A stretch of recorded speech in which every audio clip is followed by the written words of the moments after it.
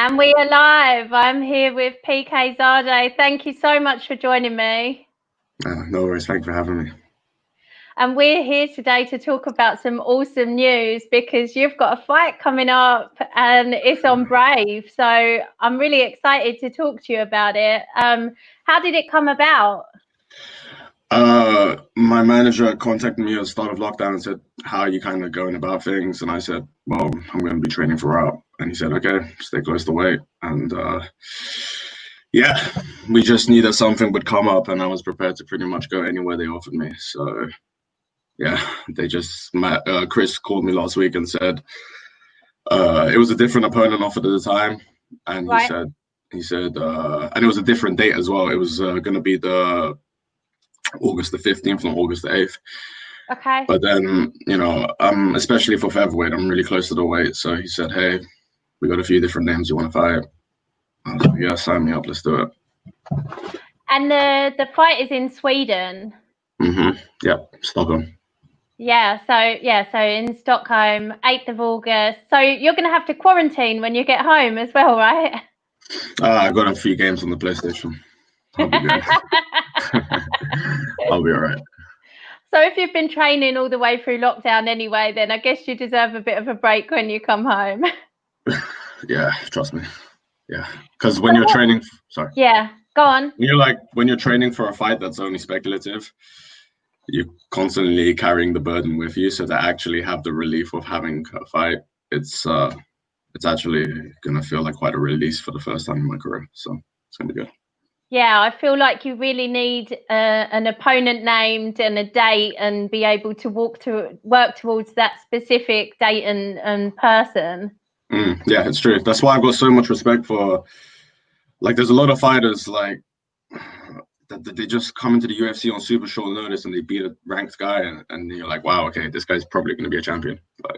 They just do it so well. And yeah, so now that I've been in that situation, I can have a lot more respect for guys like that. And what do you know about your opponent? I know his frame, his movements, winning record as an amateur. It's pretty much it, man. I don't get to know them on a personal level. I look at the training environment that they're in. I try to watch every single one of their fights, not to memorize techniques, etc., but just to get an idea of their frame, their tendencies, their knowledge in certain positions.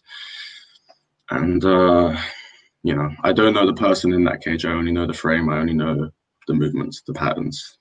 So have you ever fought anyone that you've known before?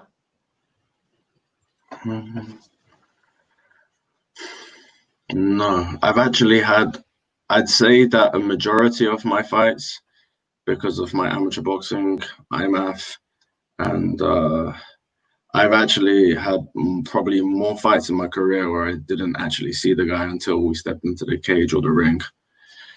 Right. Yeah. So I haven't even studied footage on them or anything. It's about what I do in there anyway, so it's not really a problem. I think that guys sometimes they get a little bit too. I know this now because I'm coaching guys as well. Yeah. Like if I have somebody that's fighting maybe a purple belt in jiu-jitsu, they'll be like, "Oh, he's a purple belt. I don't want to go to the ground for him." I'm like, "Yeah, but you roll with purple belts. You train with purple belts the whole time. I just saw you have a purple belt last week. Why are you afraid to go on the ground with him? Like, you need to be aware of certain movements, but those movements could be done by a black belt, a blue belt, could be done by a white belt. So again, it's about what you are doing there, right? So focusing on the opponents a little bit too irrelevant for me. 100%. You can definitely give someone too much respect in a certain area or focus too much on what they're going to do rather than what you're going to do. I think, especially from my experience in the training room, and I think in even one of my fights, I think that's the biggest imposing factor for, I can only speak for myself, but I think in training experiences in the past, like sometimes you can, because I train at a really good jiu-jitsu gym, but in Nogi, you don't know the belt ranks of people. So I'll have a really good round with somebody and maybe I tap them, maybe I don't. And then, talk to them afterwards, you find out they're like a black belt and you're like, wow, okay. But if I would have known you were a black belt before the roll, then maybe I wouldn't have approached certain moves with such confidence. Yeah. I would have approached every position like 0.2 of a second slower. And that's all you need in jiu-jitsu. Even if you're just a little fraction off, or you don't have that conviction, like, to give you an example, it'd be like putting your pressure with somebody onto the ground. You grab somebody like this, that's one thing. But then if you push your head all the way to the floor and actually have that conviction, that's how you're going to get the pass. That's how you're going to get to a superior position. But if you're too busy telling yourself like, oh my goodness, he's a black belt from this guy, that's what kind of paralyzes you. You get caught in that no man's land. That's where you get caught, you know. You're talking about every jiu-jitsu competition I've ever entered. I stand there looking at my opponent like, she's got more stripes than me. This is bad. This bad. She looks like she knows what she's doing. Just a little bit of hesitancy is enough. Is that something that you felt impeded you? Is that something where you felt like you were able to did you feel like you were able to overcome it? Like, did you have any tactics or stuff for you that too late in the day I overcome it? It takes me halfway through the round to wake up, and then I'm just defending from there. Well, still though, at least you get at least you have the bravery to get out there and put yourself out there. I can respect that. You know, it's a lot of people, they'll be on the sides and they will tell you everything you've done wrong, but it's different when you make that walk. You get in front of that man, you have to compete, fight, whatever, box with somebody you've never met before, somebody you'll never talk to, see again. It's a whole different thing that people don't really realize. Yeah, I'm just going to keep going until eventually it starts working for me. You've got a lot of support coming through already. Jack Sears saying hi. Jamil. Hi, guys. And Kathleen. Everyone's saying hi. So I'm really surprised that we haven't met before, because you've been on the BC MMA shows. I last saw you fight at Fight Star, which I think was your second pro fight. Was that your last fight? Yeah, in December. Yes. Yeah. That obviously went really well. So talk to me about your martial arts journey. Like, how did you get into martial arts? I started martial arts when I was I did Thai boxing for a little bit when I was like 10 or 11 at Wilson Sports Center, which is like where I'm from, but I stopped doing it for a while. I was like doing cross country running and stuff like that for a little bit. And then when I was 16, when I was 14 or 15, my teacher in school, her son was in the UFC. And wow, who's her son? James Zikic. Yeah. He fought UFC 33, I believe. And I was just bored in class. I just asked her. She was just talking to me. I was talking to her because it was just one. And then like she said her son was in the UFC. And I was like, in the UFC or he fights MMA? And she was like, no, he's in the UFC. And I was like, oh crap. And then I went home and Googled him. And I think at the time he was either getting ready to, or he had just fought Vitor Belfort. And I'm from Wembley, so like when Cage Rage was Cage Rage, like when Cage Rage was one of the best shows in the world, like when they had all the top names, they were doing shows in the Wembley Arena and Wembley Conference Center. And so like me and my friends kind of knew about it. And when I was 16, I started doing just like casual training. He was the British Muay Thai heavyweight champion. His name was Kenny Gale, out of Minotaur's gym. I still see him around my area and stuff like that. And from there, I just kind of started getting into the martial arts. I watched this show called Dream. And there was a gym in London that had about 3 or 4 fighters that were fighting on Dream. They had some brilliant guys like Mary Zaromskis, Zelk Galicic. I might be forgetting some names, but these guys were like top of the top, you know, like Zaromskis was winning world titles in Dream and stuff. And I just said, okay, that's the place I've got to be. I joined the next week, and then everything just snowballed, and I guess it's turned into a professional career. Amazing. So how long have you been training for now in total since then? Like since you've joined that gym? It's been 12 years. Wow. It's been a while. And you said that you were involved on the amateur boxing circuit as well? Yeah. Yeah, I had a few amateur boxing bouts, but I fought mixed martial arts first.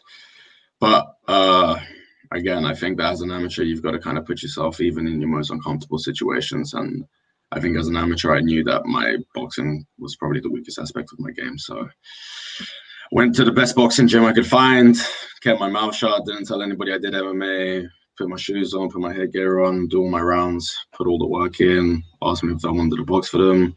Again, boxed on like a day's notice multiple times in the middle of nowhere. Like I've got a lot of experience in some really absurd and weird situations that don't really faze me. If people like even now, I think if it wasn't for my amateur experience, people might think of something like, oh wow, I'm going to Stockholm, Sweden, brave, fighting in my opponent's hometown is a thing. But I'm like, I've had experiences between the second and the third in my opponent's hometown for boxing where my coach would be like, yo, you dropped him in this round, don't knock him out or they're gonna brick our car. Okay, so just carry him through the round. So literally experiences like that where I've had people come up to me up before the fight and tell me that if I it's been crazy. So again, this is the fact that I get to do this on a professional level now is it's just fun, it's cool. It's not a problem. Talking of weird and crazy situations, I wanted to talk to you about your IMAF experience. Oh yeah, I know I'm going back a few years now, but quite a few years. Yeah.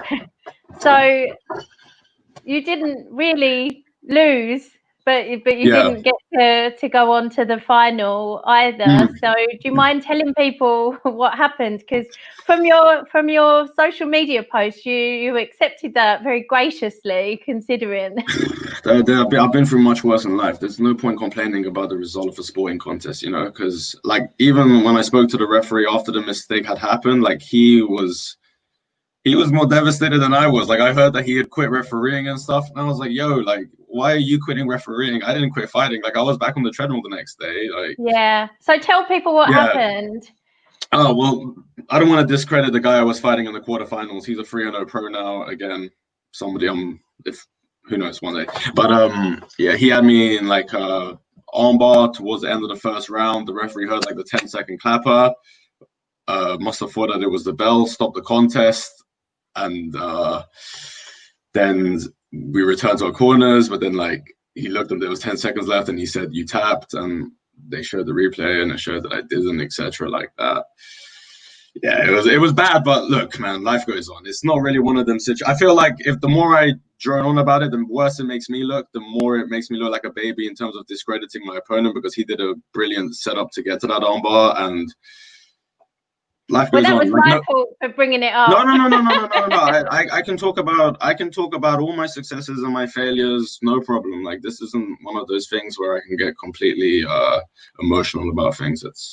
It's just a fight. Like, it means a lot and it means everything to me right now. But listen, it's one fight of 20 fights on that card of multiple shows that night, and they're gonna keep going. So it's not really an issue for me. But yeah, it was a good experience. IMAF was awesome, man, because the round before I beat like the 3-time national Kazakh champion who was a complete savage. And these guys are always fresh in the UK guys. So I wanted to put on for all the wrestling training that I've been doing over these 10 years, because I've been doing a lot of wrestling training, like a lot of like having to get up at like 6 a.m, drive an hour, set the mats up myself, clean the mats up myself.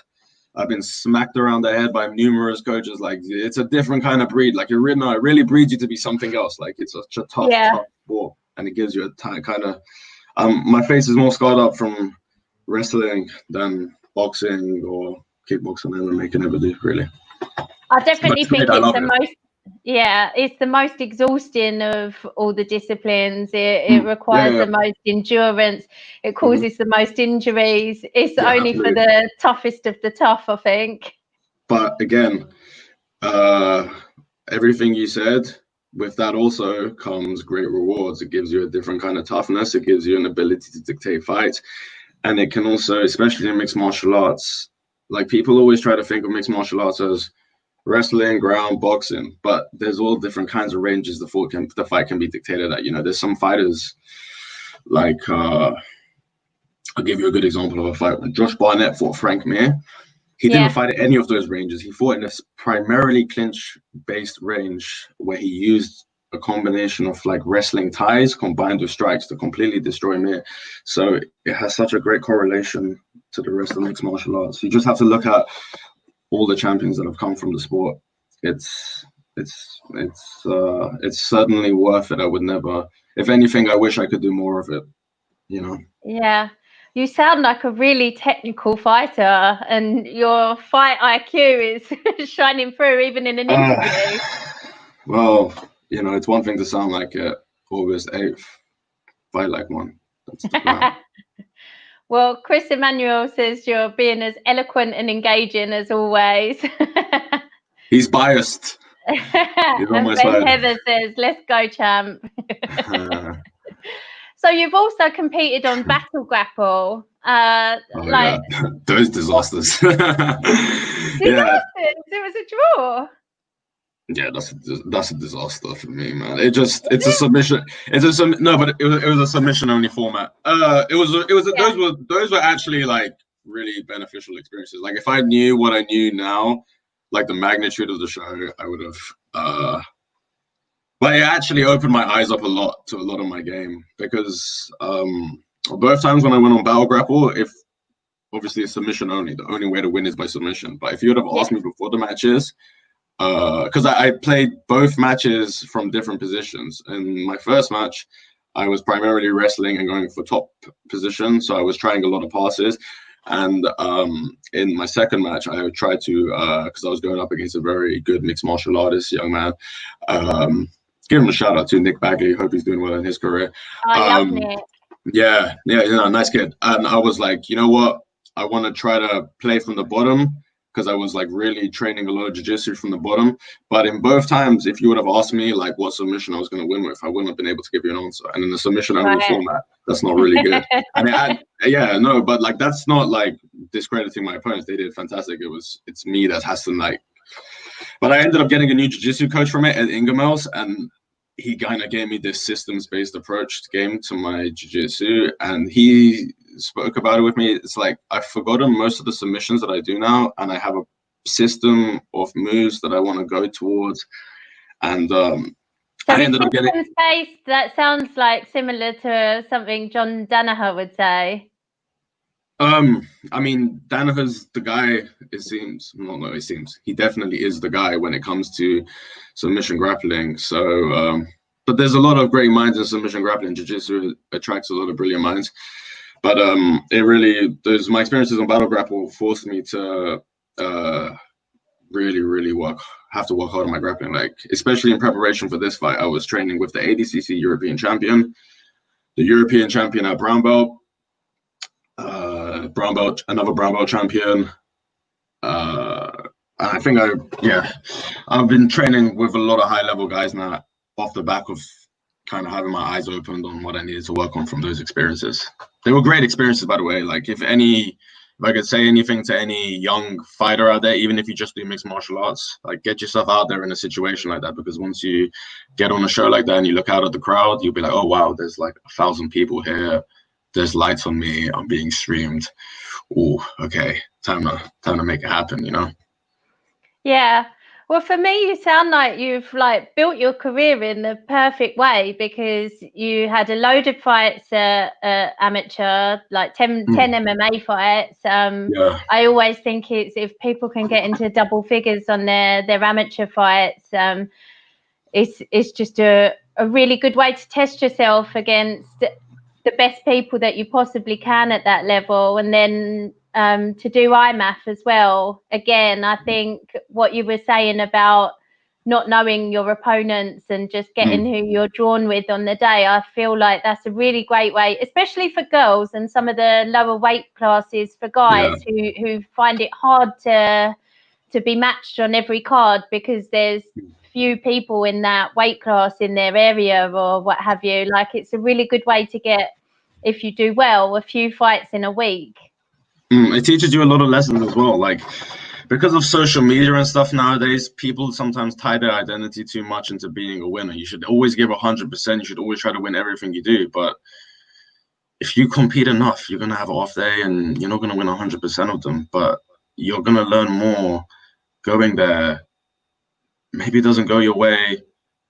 Listen, still bowing, still keeping your head up, no excuses. Take it gracefully, back to the gym, work on it. Not making no excuses. Like, these kind of things are important. And MMA is freaking dangerous. Like, this is a serious sport to be in. Like, I'm under no implications. I'm under no like delusions or like, oh, I got a show on Brave. I can't wait. Like, I've got to show up and perform. Like, this is a serious sport. So at least with amateur, you can kind of get used to the nerves of competition before having to deal with the nerves of getting a shin across your head, getting an elbow in your face, because these are all brutal realities of the sport that you have to be prepared for.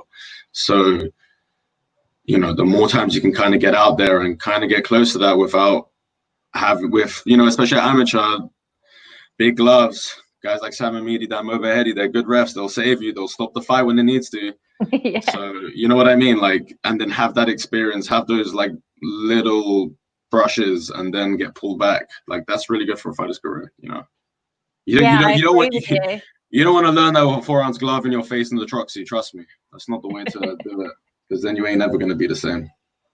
Well, there's a really amazing amateur scene now, so people have those opportunities available to them. Like, back in the day, there just wasn't that scene happening, and people went straight to pro just after a few months of training. But do you feel more pressure to keep your O now that you're pro?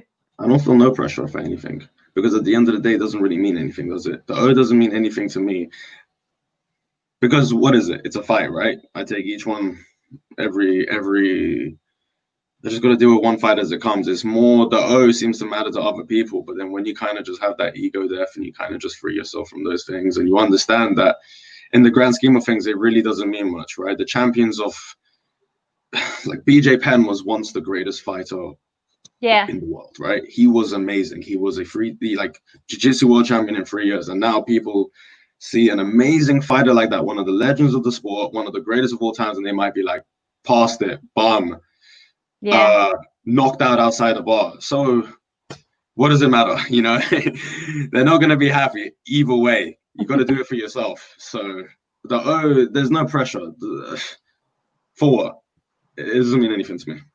So that's good to hear. Ben Heather says that you've carried out your career in the best possible way, all about learning, and once you're pro, nobody cares what you were as an AMI. It's not all about that record. It's about learning until you get to pro.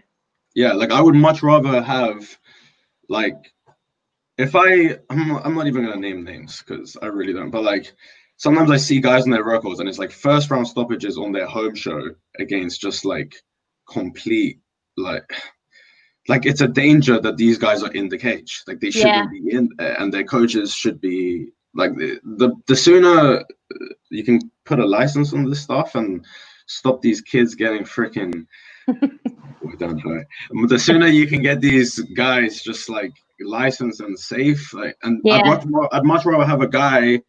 I'd much rather fight a guy that was like 10 first round stoppages as an amateur, and I know, like, yo, this guy is just fought his home show. You stick it on him after the first minute, he's going to be looking at his coach, and it's going to be a very, very bad place to be. I'd much rather fight a guy like that than like a guy that's like a 10-10 guy that's fought all over the country. Like, I'll drop a name, right? I got a friend, I just spoke to him recently. I was on the UK MMA team with him, Scott Pedersen. Yeah. Like, that boy's a nightmare because he's fought all around the world. Listen, 2 days notice. Those are the guys you got to watch out for, because those are the guys they've had a whole crowd booing them. They've had a whole crowd talking about their mother. Like, they've had all that kind of stuff. They've had to literally, like for me, I was like I was like eating with my friends, and then my boxing coach called me and said, "Where are you?" And I was like, in a restaurant. He's like, "Yo, don't eat that food because you're fighting tomorrow." I'd much rather fight a dude that hasn't had to go through that than has had to go through that. You know what I'm saying? Yeah, 100%. Yeah, them amateur careers, man. They're good dress rehearsals, man. Yeah. I know what you're saying about the padded records of Oh yeah. some people as well, but I mean, I'd love to get my hands. I will. There's a few. I'm gonna get my hands on those boys. I'm gonna show them what it's about to be the reality of a fighter. Like, trust me. It's one thing to be in a gym with your coach and you guys touch spar and you're friendly, and then there's real freaking fight training. There's like I can speak from personal experience. Smash your ankle in the first round, still have to fight for another two, like all kinds of shit. Like, yeah. Sorry. no, that's you got me thinking about something. Sorry. So I was going to say, like, Brave is obviously a huge promotion. I know this is a co-promotion with Bulldog, I think, Bulldog Fight Nights. But obviously Brave is a huge name. But I just get the impression from talking to you that the name of the show just isn't daunting for you at all and doesn't mean much. No, it's not.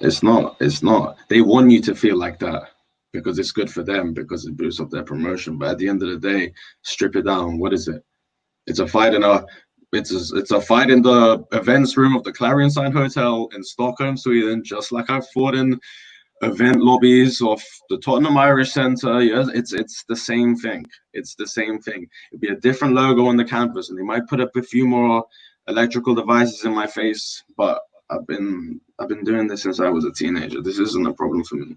If anything, the only real thing I've got to do on an occasion like this is show out a little bit more and try to actually own the occasion, because it could translate into potential future earnings. You know, that's it. If worrying about it's not going to do anything. Like, it's just going to force me to freeze up and get nervous and act a fool out there. So no point worrying about that. Even though there's no point, though, some people can't stop themselves from feeling that way, and it feels like you've very much got that under control. That's perfectly natural, but I think the more times you just face the situation, you go for it, you know. Yeah. And how do you think it'll be without a crowd there? I thought most of my IMAF was without a crowd. My first two amateur fights had no crowd. Amateur boxing, they do it by age and weight. So I was one of the older kids and one of the heavier kids. So by that time, most of the crowd's already cleared out. It's not a problem. It's the same thing that I do every day, just with shin guards off. Yeah. And Ben says Stockholm has nothing on Charter Hall, Colchester. I agree with you, Ben. That's my favourite venue. BCM is a great show, man. BCM is an amazing show. It is a great show. Shout out to Jack Mason. Jack Mason was good on this person, man. I'm very thankful for my experiences at the wins and the losses. So, super excited to see you fight. It's the 8th of August in Stockholm. Is it pay-per-view or is it? I know the last Brave card was free. Do you know how people can watch? They're all going to be free on the website, but as of right now, I think I'm the opening prelim, so I don't know whether my fight's going to be streamed. It might be. Hopefully it is. I really hope it is, actually. I hope it is too. Yeah, I don't see a reason why it wouldn't be.